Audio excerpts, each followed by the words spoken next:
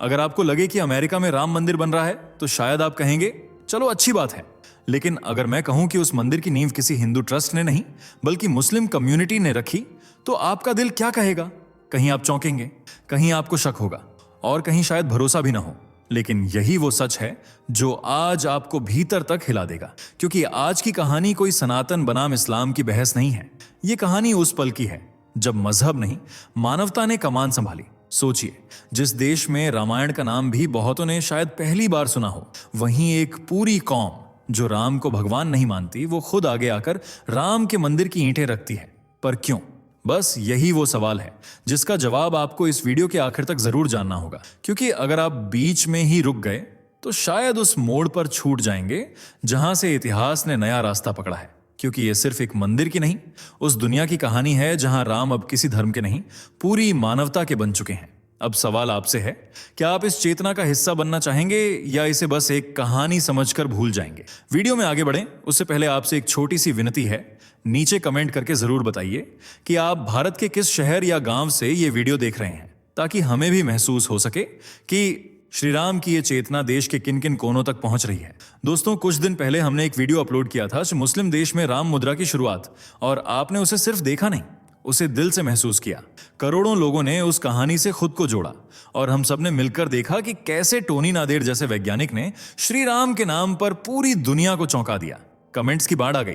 किसी ने लिखा, ये देखकर रोंगटे खड़े हो गए, तो किसी ने कहा, अब समझ आया कि धर्म सिर्फ किताबों में नहीं चेतना में होता है। आपके विश्वास ने उस वीडियो को वायरल बना दिया और एक बात साफ हो गई, सनातन धर्म अब सिर्फ भारत की सीमा में नहीं है, यह अब वैश्विक चेतना बन चुका है। लेकिन दोस्तों, अगर मैं आपसे कहूं कि इस बार श्री राम ने अमेरिका की धरती पर खुद के लिए मंदिर बनवाया, और वो भी मुस्लिमों की मदद से, क्या यकीन कर पाएंगे? क्या कोई ऐसा भी हो सकता है जिसने राम के नाम पर खुद के धर्म की सीमाएं पार कर दी? यकीन करना मुश्किल है, पर यह हुआ है। और आज की कहानी उसी अद्भुत घटना की है जिसने दुनिया को फिर चौंका दिया। श्री राम मंदिर अमेरिका में। क्या आपने कभी सोचा था कि वो धरती जहां बर्गर, बीफ और बार में यकीन किया जाता है, वहां एक दिन श्री राम का नाम भी गूंजेगा?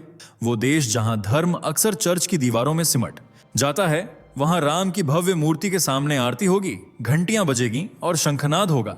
सुनकर अजीब लगता है ना? लेकिन इससे भी ज्यादा अजीब यह है कि इस विचार को शुरू से ही नामुमकिन माना गया था। अमेरिका में एक राम मंदिर कौन मानेगा?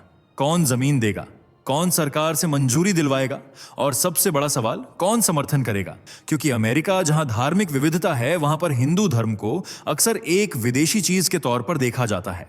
लोग योग को अपनाते हैं, ध्यान करते हैं, लेकिन जब बात मंदिर की आती है तो अक्सर सवाल उठते हैं। वहां के मीडिया में अक्सर कट्टरता को लेकर चर्चा होती है। कुछ लोग मानते हैं कि ऐसे प्रतीक जैसे राम मंदिर वहां की सेक्युलर इमेज से मेल नहीं खाते। लेकिन राम सिर्फ एक मूर्ति नहीं है, राम सिर्फ एक धर्म का प्रतीक नहीं है, राम एक चेतना है, और चेतना किसी सीमा में बंधती नहीं। फिर भी अमेरिका में एक राम मंदिर बनाना एक सपने से भी बड़ा सपना था। हिंदू समुदाय के लिए यह एक मिशन बन चुका था, एक पहचान की लड़ाई। क्या हम अपने बच्चों को अपनी संस्कृति देंगे या सिर्फ कहानियां सुनाएंगे? ये सवाल हर प्रवासी हिंदू के दिल में था। लेकिन जब जमीन मिली तब भी बाधाएं रुकी नहीं। कभी फंडिंग में दिक्कत तो कभी राजनीतिक विरोध, स्थानीय कम्युनिटी से मिली जुली प्रतिक्रिया।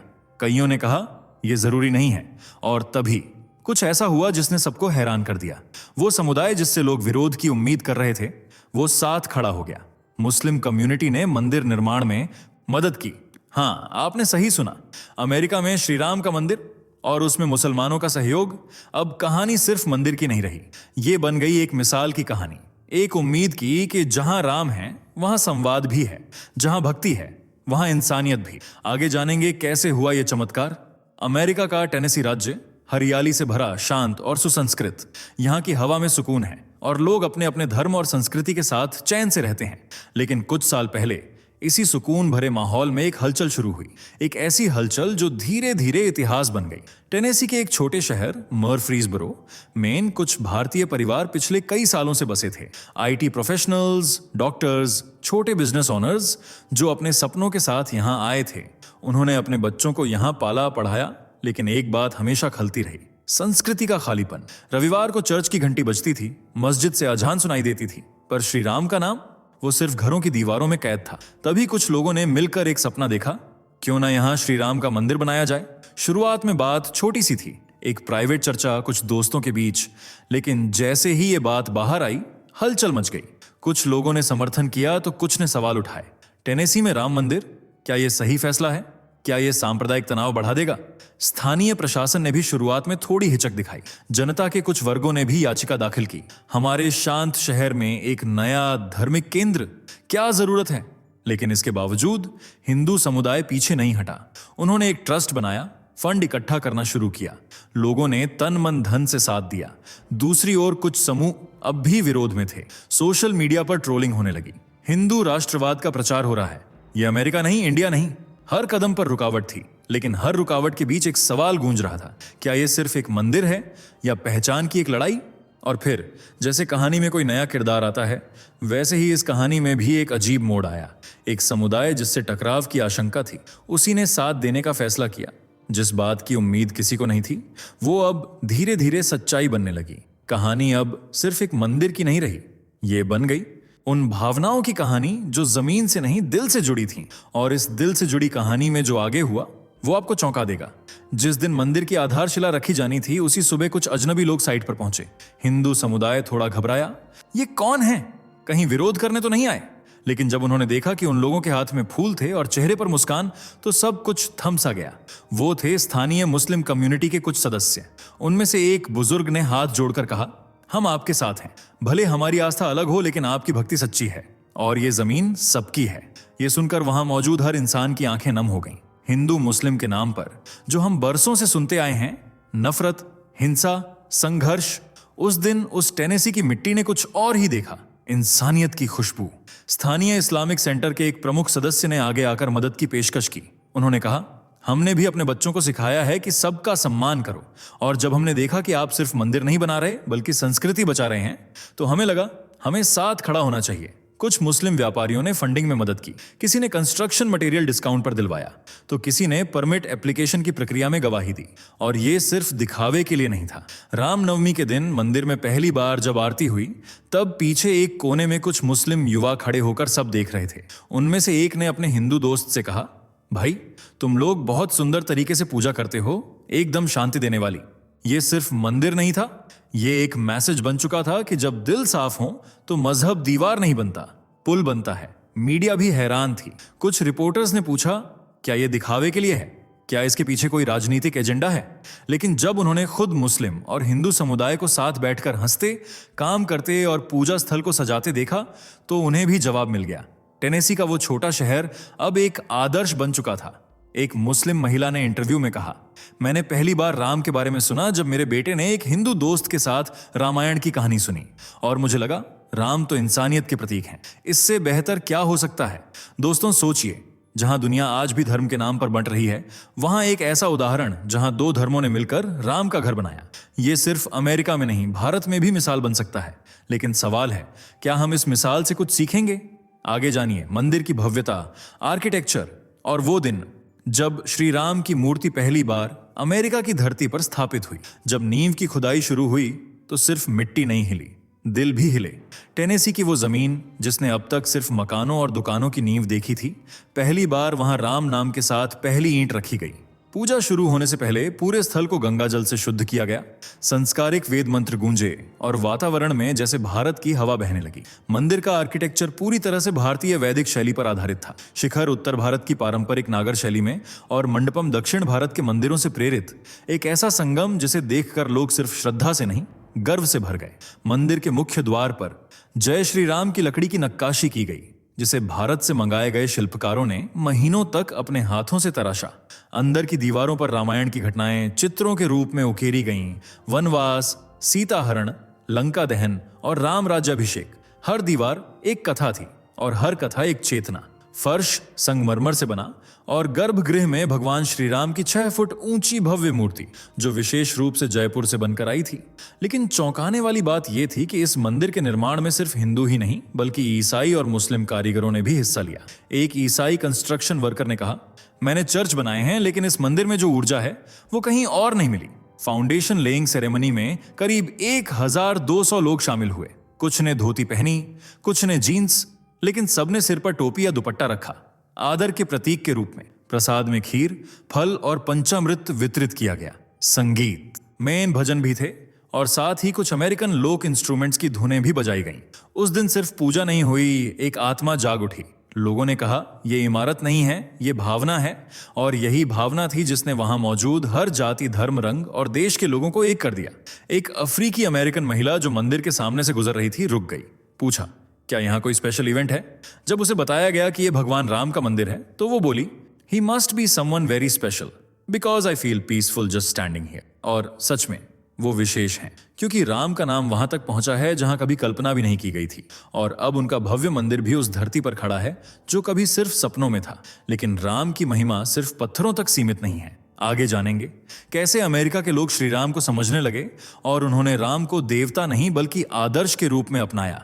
मंदिर बन गया था, लेकिन असली चमत्कार तब शुरू हुआ जब राम को पहचाना जाने लगा। अमेरिका के लिए भगवान का मतलब अक्सर चर्च की प्रार्थनाएं या बाइबल की कहानियां रहा है, लेकिन अब टेनेसी की गलियों में लोग राम का नाम सुनने लगे थे, और वो भी सिर्फ भारतीयों से नहीं।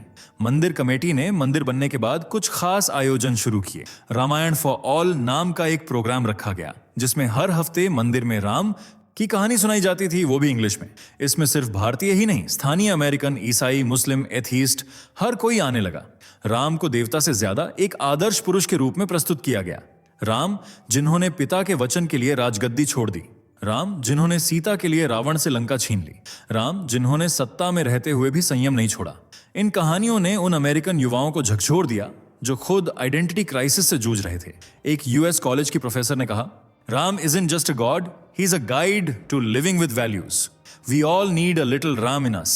मंदिर में कल्चरल हार्मनी फेस्ट भी आयोजित किया गया, जहां रामायण के पात्रों पर नाटक हुए, रामायण को साइकोलॉजी से जोड़ा गया और इंटरफेथ डिस्कशन रखे गए। इनमें एक सवाल सबसे ज्यादा पूछा गया, is Ram still relevant today?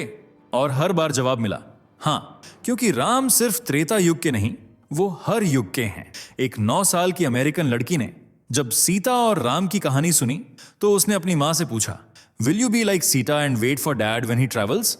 मां मुस्कुराई, लेकिन उसकी आंखों में कुछ था, सम्मान, समझ और संस्कार। यही था इस मंदिर का असली प्रभाव। लोगों ने राम को धर्म के बंधन से बाहर देखा। उन्होंने राम को जिम्मेदारी, त्याग, प्रेम और आत्मबल के प्रतीक के रूप में अपनाया। अब यह मंदिर सिर्फ पूजा की जगह नहीं रहा, यह संवाद और समझ का मंच बन गया है। और यह बदलाव सिर्फ टेनेसी तक सीमित नहीं रहा, इसने पूरे अमेरिका में एक नई सोच की शुरुआत की। लेकिन असली सवाल यह है, क्या राम सिर्फ एक विचार बनकर रह जाएंगे या क्या वो दुनिया की चेतना बन पाएंगे? आगे जानेंगे कैसे राम अब न सिर्फ मंदिरों में बल्कि मुद्रा, किताबों और आत्मा में बसने लगे हैं। क्या आप याद है टोनी नादेर की कहानी, वो लेबनानी न्यूरोसाइंटिस्ट जिसने राम को समझा, अपनाया और फिर राम मुद्रा छापी, एक करेंसी जिस पर श्री राम की तस्वीर थी। उसी वीडियो ने हमें दिखाया था कि कैसे राम अब सीमाओं से परे हो चुके हैं। और आज उस भावना की दूसरी कड़ी हमारे सामने है, एक मंदिर अमेरिका की धरती पर राम के नाम पर। लेकिन बात सिर्फ मुद्रा या मंदिर की नहीं है। राम अब एक चेतना बन चुके हैं, एक ऐसी चेतना जो किताबों, संस्कारों, आत्मा और संवाद में बसती है, जो किसी एक देश की नहीं, अब पूरी दुनिया की हो चली है। टोनी नादेर ने रामायण इन ह्यूमन साइकोलॉजी नाम की किताब लिखी और अब अमेरिका में कल्चरल हार्मनी फेस्ट में रामायण पर चर्चा हो रही है। राम अब किसी धर्म का एकाधिकार नहीं है, वो अब यूनिवर्सल वैल्यूज का प्रतीक बन चुके हैं, धैर्य, समर्पण, मर्यादा और सत्य।